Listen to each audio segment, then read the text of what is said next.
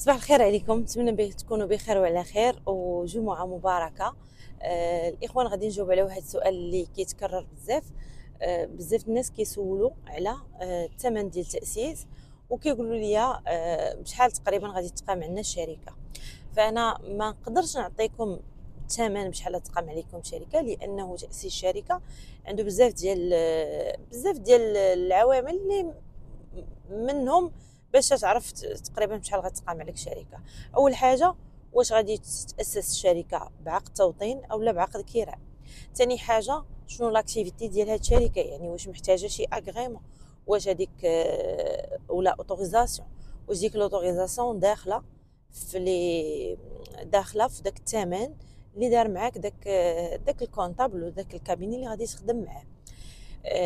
ثالث حاجه، داك السيرفيس اللي غادي يكون مع التاسيس، يعني واش كاين اكومبانيومون، واش كاين شرح، واش كاين يجاوبك على اسئله ديالك، او لا غادي ياسس لك الشركه ديالك تالكيلي، ما غادي يشرح لك، ما تعرف انت منين تدخل منين تخرج وتبقى واحد من بعد.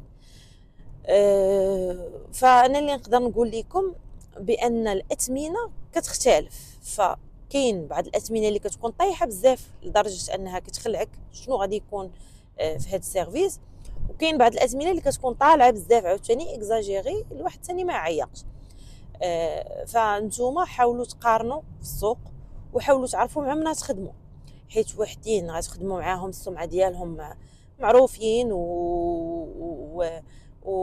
وتيخدموا مع ناس وحدين اخرين كيغوكومونديهم اكسيتيرا. فما تكونش مخلوع من داك الناس اللي غادي تخدم معاهم، لانه خدمه ديال لي كابيني اللي غادي ياسسوا لك الشركه كيبقى سيرفيس، والسيرفيس كيبقى على حساب داك الانسان اللي غادي تتعامل معاه، ماشي ان برودوي. حيت الفرق ما بين برودوي وسيرفيس فرق كبير. برودوي راه باين، برودوي غادي تاخذ مثلا، غناخذ تليفون باين شنو فيه، كوسوسوا هذاك الانسان اللي باع ليا كيتعامل مزيان ما كيتعاملش مزيان، عنده الخاطر شرح ليا ما شرحش ليا، كنقدر ندوزها.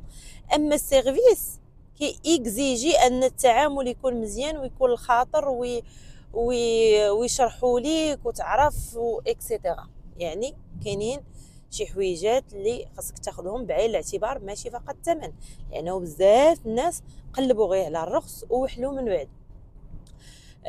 اذا انا ما غاديش نقدر نعطيكم الثمن باش نحترم حتى الاخوان اللي كيقدموا هاد لي سيرفيس، كل واحد والثمن ديالو كيف ما قلت، كل واحد الطريقه ديالو في الخدمه.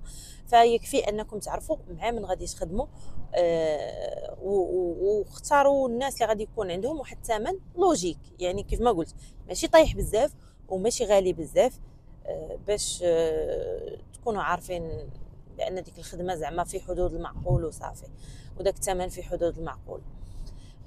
هذه هي النقطه اللي بغيت نانسيستي عليها، ان السيرفيس خاصك تسطر على التعامل وعلى سيرفيس ابري فونت كيفاش غادي يكون. وكذلك بالنسبه لتاسيس الشركه، راه كيف كنت شرحت شحال هذه بان دابا راه ولا ممكن تاسس شركه ا ديستانس بلا ما تمشي حتى لذاك البيرو، يكفي انك تليغاليزي الوراق كتصيفطهم لذاك البيرو اللي غادي يخدموا معك. ومع العلم انه كاين بزاف الناس كيقولوا لي مدام راه تنصب علينا، بغينا نخدموا بهذه الطريقه اللي قلتينا ا ديستانس وعطينا لافونس لواحد الناس ومن بعد مابقاوش كيجاوبونا. فهنا نرجعوا النقطه ديال ما عرفتيش مع من تتعامل، لانه كون خدمتي مع شي ناس اللي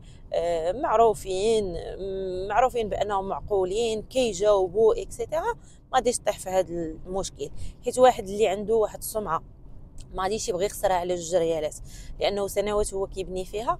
فهداك الشيء اللي غادي يدي معاك انت ديك 1000 ولا 1500 درهم ما كتساوي والو قدام داك الكارير اللي شحال من عام هو كيبني فيه.